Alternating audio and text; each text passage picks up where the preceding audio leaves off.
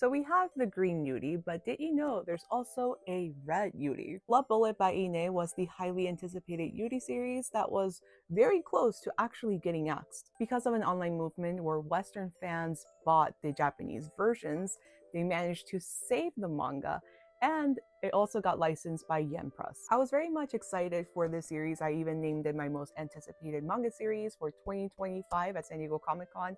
But once I read volume 1, I felt a little bit disappointed. I think some of my disappointment stems from the way people were talking about this series and not the actual series itself. The series takes place in a world where Cupids no longer shoot bows and arrows. Instead, they throw grenades and use guns.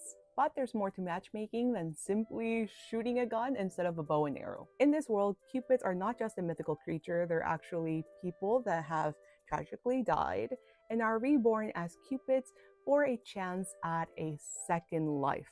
So if they manage to get successful pairings, they can win a chance to be reborn back in the real world.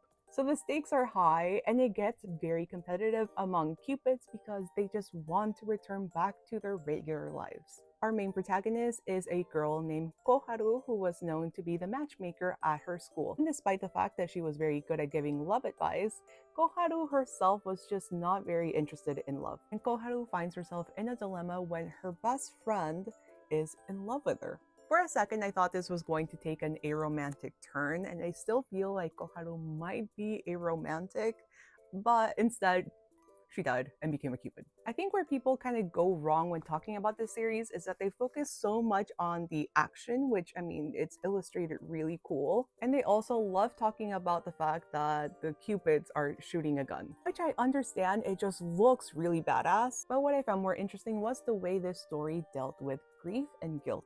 Because when Koharu died, she had just gotten a confession from her best friend. And although Koharu was reborn as a Cupid, she still deals with a lot of guilt from passing away.